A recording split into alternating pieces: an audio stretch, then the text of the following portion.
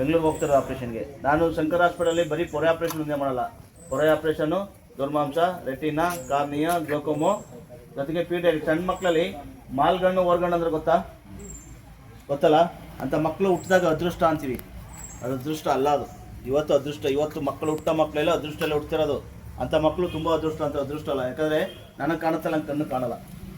ಈ ಕಡೆ ಕಾಣ್ಬೋದು ಅಥವಾ ಈ ಕಡೆ ಕಾಣ್ಬೋದು ಅಥವಾ ಮಧ್ಯೆ ಒಂದು ಕಂಬ ಥರ ಕಾಣ್ತಿರ್ತದೆ, 2 ದೃಷ್ಟಿ ಕಾಣ್ತದೆ. ದೊಡ್ಡ ಆಗ್ತಾ ಆಪ್ರೇಷನ್ ಮಾಡೋಕ್ಕಾಗಲ್ಲ. ಸಣ್ಣ ಮಕ್ಕಳಿದ್ದಾಗಲೇ ಆಪ್ರೇಷನ್ ಮಾಡಿಸ್ಕೊಂಡ್ರೆ ಸರಿಯಾಗುತ್ತೆ, ದೃಷ್ಟಿ ಸರಿಯಾಗುತ್ತೆ. ಅಂಥ ಮಕ್ಕಳು ನಿಮ್ಮ ಊರಲ್ಲಿ ಇದ್ದರೆ ನೋಡಿ, ಇದು ಅದೃಷ್ಟ ಅಲ್ಲ, ದುರದೃಷ್ಟ. ಇದು ಇಂಥ ಮಕ್ಕಳಿಗೆ ಸಮಸ್ಯೆ ಆಗ್ತದೆ ಅಂತ ನಮ್ಗೆ ಹೇಳಿದ್ದಾರೆ ಅಂದ್ಬಿಟ್ಟು ನನ್ನ ಕ್ಯಾಂಪ್ಗೆ. ಬೇರೆ ಯಾರು ಮಾಡ್ತಾರೆ, ಬೇರೆ ಹಾಸ್ಪಿಟಲ್ ಮಾಡ್ತಾರೆ ನನಗೆ ಗೊತ್ತಿಲ್ಲ. ಶಂಕರ್ ಹಾಸ್ಪಿಟಲ್ ಕ್ಯಾಂಪ್ ಕರ್ಕೊಂಡು ನಾನು ಫ್ರೀ ಆಪ್ರೇಷನ್ ಆಯ್ತಲ್ಲ. ಹೊರೆ ಅಂದರೆ ಕಣ್ಣೊಳಗೆ ಸುಣ್ಣು ತಿಳಿ ಅಥವಾ ಹೊಗೆ ಥರ ಸೇರ್ಕೊಂಡು ದೇವ್ರು ಕೊಟ್ಟರೆ ಲೆನ್ಸ್ ಅದೇ ಹೊಸೂರು ಅಂತೀವಿ, ಅದು ಹಾಳಾಗಿರ್ತದೆ. ಅದನ್ನು ಕ್ಲೀನ್ ಮಾಡಿ ನಾವೇ ಮಾಡಿರುವಂಥ ಲೆನ್ಸ್ನ ಹಾಕಲಿಕ್ಕೆ ಹೊರೆ ಆಪ್ರೇಷನ್ ಅಂತೀವಿ. ದುರ್ಮಾಂಸ ಅಂದರೆ ಕಣ್ಣಿನ ಗುಡ್ಡೆ ಮೇಲೆ ಬೆಳಕ ಬಂದಿರ್ತದೆ. ದುರ್ಮಾಂಸದ ಬೇರೆ ಬೆಳಕ ಬರೋದಕ್ಕೆ ದುರ್ಮಾಂಸ ಆಪ್ರೇಷನ್ ಅಂತೀವಿ. ಆ ಆಪ್ರೇಷನ್ ಮಾಡಿದ್ರೆ ದೃಷ್ಟಿ ಚೇಂಜ್ ಆಗಲ್ಲ. ದುರ್ಮಾಂಸ ಆಪ್ರೇಷನ್ ಮಾಡಿದ್ರೆ ಏನಕ್ಕೆ ಅಂದರೆ ಒಳಗಡೆ ನಾವು ಲೆನ್ಸ್ ಹಾಕಲ್ಲ, ಮೇಲ್ ಮಾತ್ರ ತೆಗೆದುಬಿಟ್ಟು ಔಷಧಿ ಕೊಟ್ಟು ಕಳಿಸ್ತೀವಿ. ಮೊದಲೇನು ದೃಷ್ಟಿ ಇದೆ ಅಷ್ಟೇ ಇರ್ತದೆ. ನೀವು ಅದು ಆಪ್ರೇಷನ್ ಮಾಡಿಸ್ಕೊಂಡು ನನ್ನ ಕಣ್ಣು ಕಾಣ್ತಿಲ್ಲ, ಮೊದಲೇನು ಕಾಣ್ತದೆ ಅಷ್ಟೇ ಕಾಣಿಸ್ತಾ ಇನ್ನಂಗಿಲ್ಲ. ಅದು ಅದಾದಮೇಲೆ ಪೊರೆ ಆಪ್ರೇಷನ್ ಮಾಡಿಸ್ಕೊಂಡು ಚೆನ್ನಾಗಿ ಕಾಣ್ತದೆ. ಮತ್ತು ಕಾರ್ನಿ ಅಂದರೆ ಕಪ್ಪು ಗುಡ್ಡೆಗೆ ಕಲ್ಲೋ ಕಡ್ಡಿನ ಬಿದ್ದು ಕಪ್ಪು ಗುಡ್ಡೆ ಡ್ಯಾಮೇಜ್ ಆಗಿರುತ್ತೆ, ಹೊಟ್ಟೋಗ್ಬಿಡ್ತದೆ ಆಯ್ತಲ್ಲ. ಆ ಕಪ್ಪು ಗುಡ್ಡೆನ ದಾನಿಗಳು ತೀರೋಗಿರೋರು ನಮಗೆ ಕಣ್ಣು ಕೊಡ್ತಾರೆ. ಪುನೀತ್ ರಾಜ್ಕುಮಾರ್ ಟ್ರಸ್ಟಲ್ಲಿ ನಾವು MI ಮಾಡ್ಕೊಂಡಿದ್ದೀವಿ. ಅವ್ರು ಯಾವುದೇ ಕಣ್ಣು ಬಂದ್ರೂ ನಮಗೆ ಕೊಡ್ತಾರೆ. ನಮಗೆ ಕಣ್ಣು ಕೊಡೋದ್ರಿಂದ ಮೊದಲು ಪುನೀತ್ ರಾಜ್ಕುಮಾರ್ ಇದ್ದಾಗ ಅವ್ರ ಹತ್ರ MI ಮಾಡ್ಕೊಂಡಿದ್ವಿ.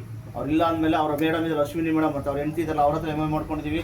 ಯಾವುದೇ ಕಣ್ಣು ಬಂದ್ರೂ ಆ ರಾಜ್ಕುಮಾರ್ ಟ್ರಸ್ಟ್ ಬಂದರೆ ಶಂಕರ್ ಹಾಸ್ಪಿಟಲ್ ಫಸ್ಟ್ ಕೊಡ್ತಾರೆ. ಆ ಕಣ್ಣು ಹಾಕ್ಲಿಕ್ಕೆ ನಾವು ಕಾರ್ನಿ ಆಪ್ರೇಷನ್ ಅಂತೀವಿ. ಮತ್ತು ರೆಟಿನಾ ಆಪ್ರೇಷನ್ ಅಂದರೆ ಕಣ್ಣು ಒಳಗಡೆ ನರಗಳ ಪ್ರಾಬ್ಲಮ್ ಇರ್ತದೆ. ನರಗಳಲ್ಲಿ ಬ್ಲಡ್ ಪ್ಯಾಟರ್ನು ಬೇರೆ ಥರಕ್ಕೆ ಸಮಸ್ಯೆಯಾಗಿ ತುಂಬ ಪ್ರಾಬ್ಲಮ್ ಇದ್ದರೆ ರೆಟಿನಾ ಆಪ್ರೇಷನ್ ಅಂತೀವಿ ಆಯ್ತಲ್ಲ. ಗ್ಲೋಕೋಮೋ ಅಂದರೆ ಕಣ್ಣಲ್ಲಿ ನೋವು, ತುಂಬ ನೋವು ಬರ್ತದೆ. ಮೇಲೆ ನೋಡಿದ್ರೆ ಗೋರ್ಕೆ ಥರ ಕಾಣ್ತದೆ, ಕಣ್ಣಲ್ಲಿ ಗೋರ್ಕೆ ಥರ ಕಾಣ್ತದೆ, ಅದನ್ನು ಗ್ಲೋಕೋಮೋ ಅಂತೀವಿ.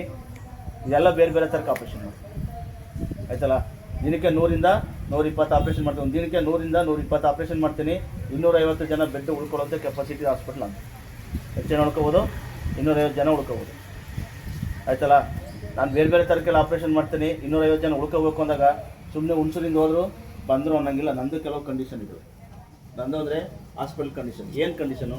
ಬೆಳಗ್ಗೆ ತಿಂಡಿ, ಮಧ್ಯಾಹ್ನ ಊಟ, ರಾತ್ರಿ ಊಟ ಇರ್ತದೆ. ಬೆಳಗಿನ ಜಾವ ಒಂದು ಟೀ ಕೊಡ್ತೀನಿ, ಸಾಯಂಕಾಲ ಜಾವ ಒಂದು ಟೀ ಕೊಡ್ತೀನಿ. ನಾವು ಗಂಡಸರು ಬೇಕಾದಾಗ ಟೀ ಕುಡಿಯೋದಲ್ಲ, ಆಗಿಲ್ಲ. ಬೆಳಗ್ಗೆ ಒಂದ್ಸರಿ ಕೊಡ್ತೀವಿ, ಸಾಯಂಕಾಲ ಒಂದ್ಸರಿ. ಬೆಳಗ್ಗೆ 6:30, 7 ಗಂಟೆ, 7:30ವರೆಗೆ ತಿಂಡಿ ರೆಡಿ ಇರ್ತದೆ. ಮಧ್ಯಾಹ್ನ 1:30 ಊಟ ರೆಡಿ ಇರ್ತದೆ. ಸಾಯಂಕಾಲ 6:30, 7:00ವರೆಗೆ ಊಟ ಕ್ಲೋಸ್ ಮಾಡ್ತಾರೆ. ಏನಕ್ಕೆ ಅಂದರೆ ಬೆಳಗ್ಗೆ 6:30 ಕೊಟ್ಟರೆ 8:00ವರೆಗೆ OT ಶುರು ಮಾಡ್ತೀವಿ. ಆಪ್ರೇಷನ್ಗೆ ಕಳಿಸ್ಬೇಕಲ್ಲ, ಅದಕ್ಕೆ ಕಳಿಸ್ಲಿಕ್ಕೆ ನಾವು ಬೇಗ ತಿಂಡಿ ಕೊಡ್ತೀವಿ. ನಮ್ಮ ಡಾಕ್ಟ್ರು, ನಮ್ಮ ಸಿಸ್ಟ್ರು, ನಮ್ಮ ಡ್ರೈವರು, ನಾವು ಯಾರು ಬರ್ಬೋದು, ನಮ್ಮ ಭಟ್ರು ಯಾರು ಬಂದು ಊಟ ತಿಂಡಿ ಮಾಡಿದ್ರೆ ಹೋಗ್ಬಂದ್ರೆ ಹೋಗ್ಬೇಕು, ಊಟ ತಿಂಡಿ ಮಾಡ್ಕೋಬೇಕು. ನಾವೆಲ್ಲ ಕೂರ್ಸಿರ್ತೀವಿ, ಅಲ್ಲಿ ಬಂದು ಕೂತ್ಕೋಬೇಕು. ನಮ್ಮ ಸಿಸ್ಟ್ರಿಗೆ ಕೂತ್ಕೊಳ್ಳಿದ್ರೆ ಹೋಗ್ಬೇಕು, ಊಟ ಮಾಡ್ಕೋಬೇಕು, ಅಲ್ಲಿ ಬಂದು ಕೂತ್ಕೋಬೇಕು. ನಾವು ಒಳ್ಳೆ ಜನ ಏನು ಮಾಡ್ತೀವಿ ಗೊತ್ತಾ? 10 ಗಂಟೆ ಊಟ ತಿಂಡಿ ಅಭ್ಯಾಸ, ಮಧ್ಯಾಹ್ನ 3 ಗಂಟೆಗೆ, ರಾತ್ರಿ 10 ಗಂಟೆ ಮೇಲೆ ಊಟ ಅಭ್ಯಾಸ ಅದೆಲ್ಲ ಆಗ್ತಿಲ್ಲ.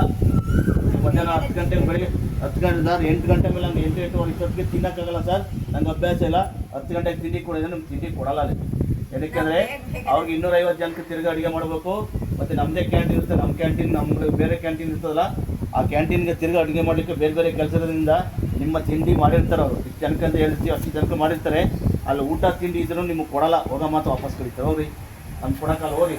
ನಾವು ಹೇಳಿದ ಟೈಮ್ ಬಂದು ಊಟ ಮಾಡ್ಕೊಂಡು ಅಂತ ಕರೀತಾರೆ. ಅದಕ್ಕೆ ಬೇಸರ ಮಾಡ್ಕೊಬರೋದಕ್ಕೆ ನಾವು ಯಾವತ್ತು ಯಾರು ಬಂದು ಕರೀತಾರೆ, ಯಾರೂ ಇರಲ್ಲ, ಬಂದು ಕರೀತಾರೆ. ಯಾರು ಊಟ ತಿಂಡಿ ಮಾಡಿದ್ರು ಹೋಗ್ರಿ ಅಂದರೆ